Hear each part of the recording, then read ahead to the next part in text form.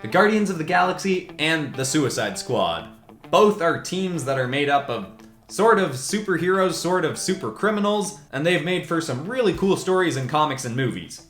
And coincidentally, now all of their movies are being directed by James Gunn. But in the comment sections for my Avengers and Justice League mashups, a bunch of people had suggested mashing up Guardians and Suicide Squad, and I thought it was a super cool idea, and clearly a bunch of my subscribers did too, because this won in a poll that I put out a few days ago. So I'm doing my usual thing, mashing up the characters both from a visual design point and from a story point. And I usually only do 4 characters for an episode, but if everybody right now hits the like button and everyone who's not subscribed hits the subscribe button, then I promise I will do 5 characters in this episode. Oh, look at that. Everybody out there has hit the like and subscribe button. Perfect, 5 characters it is, let's go. With more and more metahumans appearing in the world, many of whom were criminals that were adept at escaping from prison, Amanda Fury made the executive decision that Earth needed a prison in space, one that would be far harder for metahumans to escape from. Using her connections, she got this approved, and the orbiting lockup was built, with her as its warden. But she had another idea in mind for the residents of this space station. She intended to use some of the most cunning and dangerous inmates as her own personal hit squad, to be sent on missions across the galaxy, taking out potential threats to Earth before they could even think to come to our planet. Let's go through some of the selected soldiers, shall we?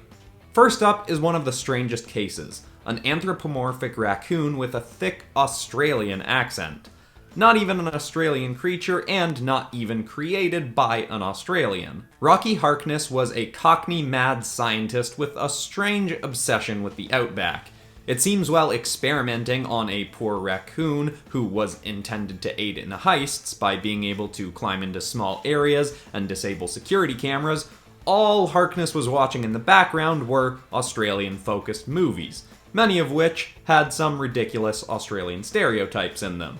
So as the raccoon was being brought to sentience, it learned all its language skills and interpretations of what humans are like from those movies, leading it to have a thick Australian accent and an obsession with boomerangs. Eventually, this raccoon would become smart enough to equip its boomerangs with dangerous explosives and razors and other such weapons. Down the road, the raccoon would become too smart for Harkness and find a new ally to enact heists with. Someone who is arguably an even more bizarre case than himself. But we'll get to that thing later on. Now, if you've seen the Avengers and Justice League mashups, both the heroes and the villains ones, you know that in those episodes I was trying to go with weirder combinations of characters, because lots of people have done like Thanos and Darkseid combined, or Superman and Captain America, and I wanted to do something new. But with Suicide Squad and Guardians of the Galaxy, I haven't really seen any people mashing up those characters, so I felt less weird about doing some combinations that made a little bit more sense. With Rocket, the combo that I felt made the most sense was either Captain Boomerang or Harley Quinn. And honestly, the only reason I didn't mash him up with Harley Quinn was because I really liked the sound of Harley Quill. I thought their names just fit better together. So, we got Captain Boomerang Rocket, and I'm really glad I went with this because I love how this drawing turned out.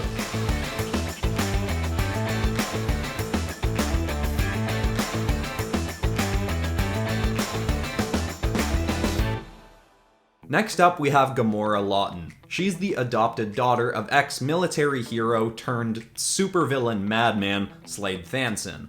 Apparently, when he left Earth in search of alien beings willing to join in his cause to help wipe out half the life on Earth, he met Gamora, orphaned and alone. He took her in and began training her as a master assassin. She's not only incredibly skilled with a sword, but also has perfect aim and can hit any target in her sight with her arm-mounted guns. Under her father's orders, she's killed dozens of people on Earth and likely many more across the galaxy as she's searched for people to join her father's cause. But recently, she betrayed Thanson, apparently thinking he was taking things too far. Maybe, she finally clicked that, hey, killing half the people on Earth won't solve everyone's problems, and killing people is bad in general. But, obviously after you murder a bunch of people, you're not given a get-out-of-jail-free card just for realizing it was a bad thing to do. She was finally caught and imprisoned after Thanson left her pinned to a wall, impaled on her own sword. We still don't know if he intended to leave her alive or not, but if he didn't, then he is sure to come back after her to finish what he started. And if he did, then the prison would need to take even further precautions, as her capture could be a ruse for her to find more villainous assets to join in Thanson's cause. Either way, she'd make a perfect asset for Fury's team, as she was widely regarded as the most deadly assassin in the galaxy. Now this combination, I think, makes the most sense out of all the ones in this video, because, Deadshot is often referred to as the deadliest assassin on Earth, and Gamora is often referred to as the most deadly woman in the galaxy. So, that seemed to fit pretty well.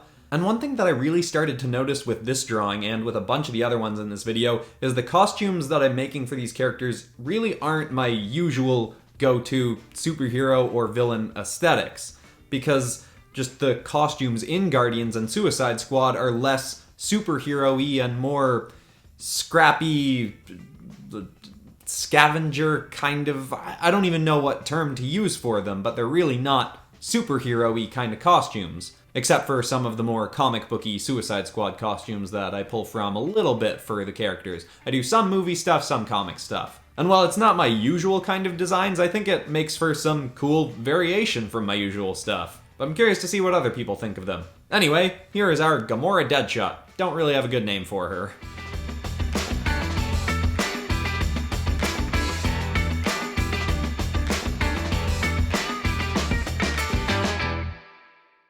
Next is by far the most vicious of the group. We believe his original name is Nanaue Douglas, but everyone we've talked to just calls him Drax. We believed that he was another alien, though he'd always claimed to be the son of a Polynesian shark god. We'd had our people looking into what planet he might be from, but with heroes and villains like Super Scarlet and Loxie Lutherson recently being revealed to have their powers stemming from magic, all bets are off, and it's entirely possible that Shark Boy here is the son of some god. He is incredibly strong and fast and has a nasty habit of biting his enemies in half. He carries 2 knives with him at most times, but usually just opts to use his teeth. Lately, he's been on a rampage across the Earth searching for the dear old man of Gamora. After she and Thanson had separated, Thanson killed Drax's wife and daughter. To me, the more shocking thing there is that someone married and had a kid with a shark man, but I guess weirder things have happened in the world.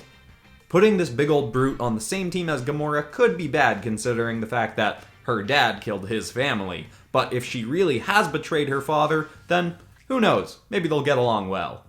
Now for Drax, the 2 possibilities that I saw were either King Shark or Killer Croc, and honestly the only reason I ended up going with King Shark is because I've drawn lots of stuff that's more reptilian. Obviously I've done lots of dragon videos on this channel, and I drew Killer Croc in my last Batman Dungeons and Dragons episode. I've never drawn King Shark on here, so I was like, alright, let's go with that. And obviously this combination of characters was super easy to do, because they're basically wearing the same kind of thing. I was basically just drawing Drax as a shark-shaped humanoid character. That might have made the design a little bit too, simple-ish and boring, but I kind of like the simplicity of it. I think it's cool looking. I wish I'd tilted his head up a little bit more, because it's hard to make a shark's eyeball look like it's looking up, because they're very just kind of flat black eyes that I just add a bit of glint into. But besides that, I think this one's pretty cool. It looks exactly how I intended it to look.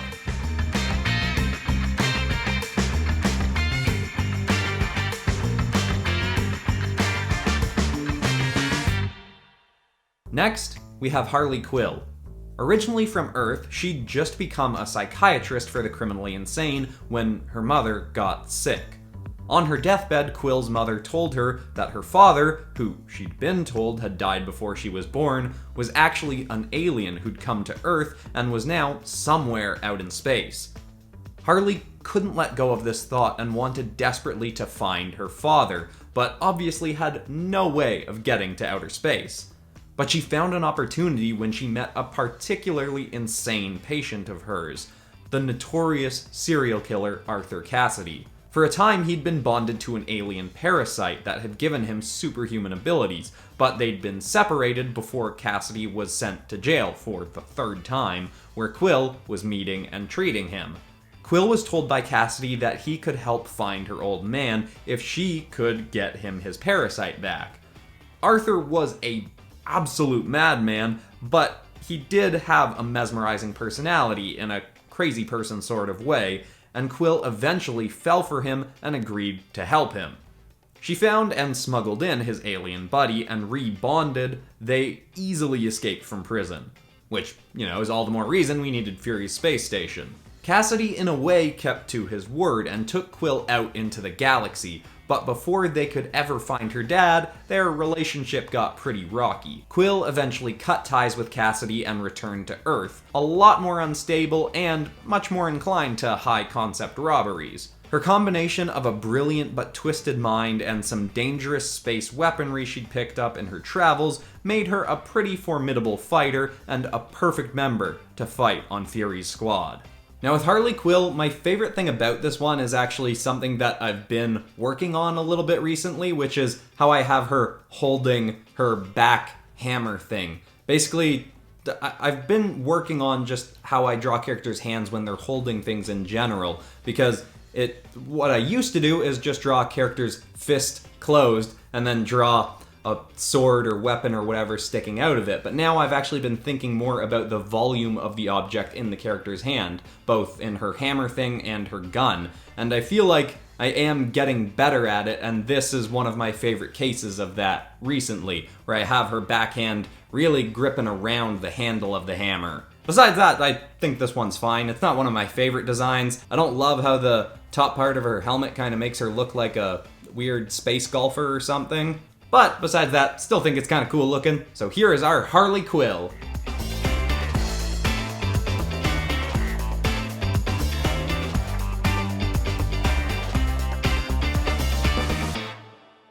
Finally, we've got Boomerang's latest criminal buddy. Hard to get anything out of him because all he ever says is, "I am Diablo," but the guards took to calling him Triablo, for obvious reasons. He's an alien being from Planet X, where some Earth heroes were recently on a mission, and on that mission, the long-running hero Lazarus Blaze, also known as Diablo Rider, was killed. Allegedly, Lazarus got his powers from a spirit put into his body by the devil, and when Lazarus died, it went searching to find a new, fitting host. I guess it decided that this weird plant monster was a good fit, and now this mass of shambling branches has all the powers of a fiery demon, which has obvious complications for a tree creature. Along with his own species' abilities to stretch his limbs into whips and weapons, he can now also ignite his entire body in hellfire. If he does that for too long, the fire will scorch his body to cinders, but so long as he stops for a long enough period of time, he can regrow his body to its normal size before using the fire powers again. Lazarus' teammate brought the tree back to Earth, thinking he could take Blaze's spot on their team, but while stopping one of the Raccoon's heists, the two somehow ended up becoming close friends, and Triablo left his super team to join in the criminal life of Boomerang. He might be a weird, alien devil freak, but Triablo is definitely a powerful asset to any team, and if he's put on a team with his raccoon buddy, he'll do whatever his little friend tells him to do. And with those five gathered up, Amanda Fury had found her team. Will they eventually become friends, find a way to escape her clutches, become a rogue superhero team fighting crime across the galaxy?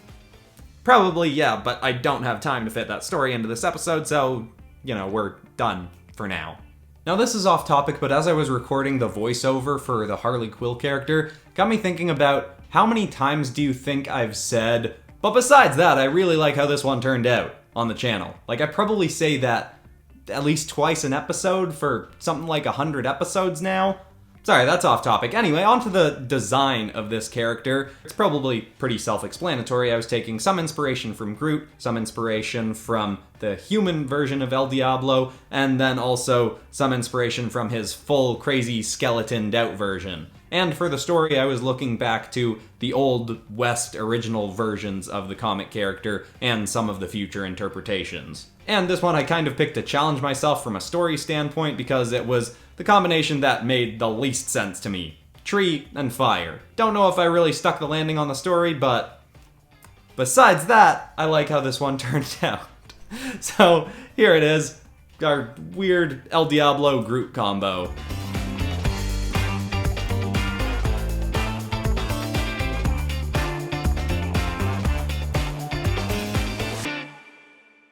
Well, there you go. We've got some characters whose combinations made sense, some that made no sense, and some that I literally only did because their names together made some funny portmanteaus. But anyway, if you're looking for more Marvel DC mashups like this, I've got a few on the channel now. I did Justice League and Avengers, Justice League villains and Avengers villains, and if you want something totally different, check out some of the Dragons videos. Turn lots of characters into dragons. Mostly Marvel characters, but also some My Hero Academia characters. But besides that, that's all for today. Remember to like and subscribe if you haven't already, which you have because literally everybody did right at the start of the video, right?